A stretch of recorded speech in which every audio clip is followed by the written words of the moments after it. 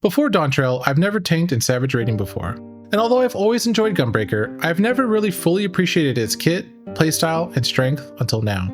With that said, I wanted to share how I got broken in with Gunbreaker. I was hooked on the concept of Gunbreaker ever since that intro cinematic from Final Fantasy VIII where Squall is in that epic battle with Cypher. Since then, Gunblades have been featured in various Final Fantasy titles, and Final Fantasy XIV continues to carry that torch. But now with level 100 available in Dawntrail, has Gunbreaker reached new peak play, or did it come up short? I got lucky or unlucky, depending on how you look at it. I got stuck with a tanking role in my static for a hot minute. At first I was disappointed and kind of sad that I wasn't going to be able to play Samurai, Black Mage, or Viper in this raid tier. But in all honesty, I'm glad it happened. Tanking in Savage wasn't any harder than a DPS role. In fact, for the most part, it felt a little easier, but not at the cost of being boring. With that said, let's go over what was updated in Dawntrail for Gunbreaker. I will be focusing primarily on the changes that affect gameplay and fun factor, not every little potency change. Also, fair warning, I am still new to the tanking role, so my opinions might be different than those of career tanks. First up, I want to talk about Trajectory. I actually felt this change immediately. Trajectory is how Gunbreakers charge, but it used to do damage as well and was an OG CD. So we would end up weaving it into our opener and it was more or less a damage tool that had to be managed. The damage is now gone and all it does is take you to your target. So I'm a little on the fence about this change. On one hand, I like that I'm not having to manage a charge ability as damage, and I can actually just use it for movement. On the other hand, it feels kinda crappy to charge to a target and nothing else happens with it. I feel like you do lose a little damage when using it because of the animation lock. It's probably close to nothing, but for me, it feels like I do lose a tiny bit of damage. Next up is Faded Circle and Faded Brand. Faded Circle now combos into Faded Brand, giving you an additional AoE combo burst. I love this. It feels so satisfying to use this combo. The audio and visuals make you feel like you're exploiting everything around you. And the last big change I need to talk about is the Reign of Beasts, Noble Blood, and Lionheart combo. This combo becomes available after using Bloodfest, which is on a 2-minute cooldown.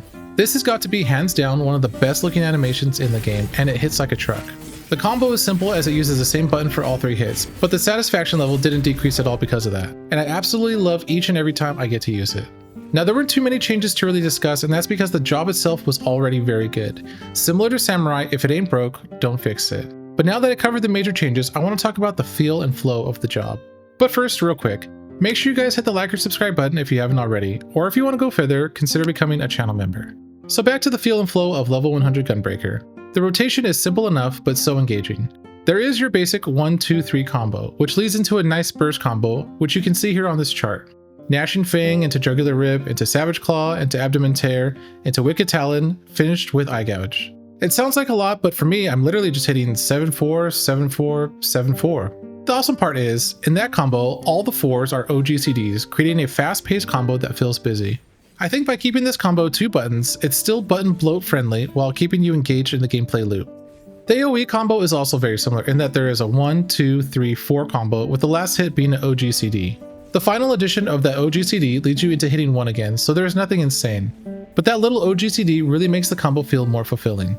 One ability I did want to talk about, and there's nothing really new about it, is Heart of Crondom.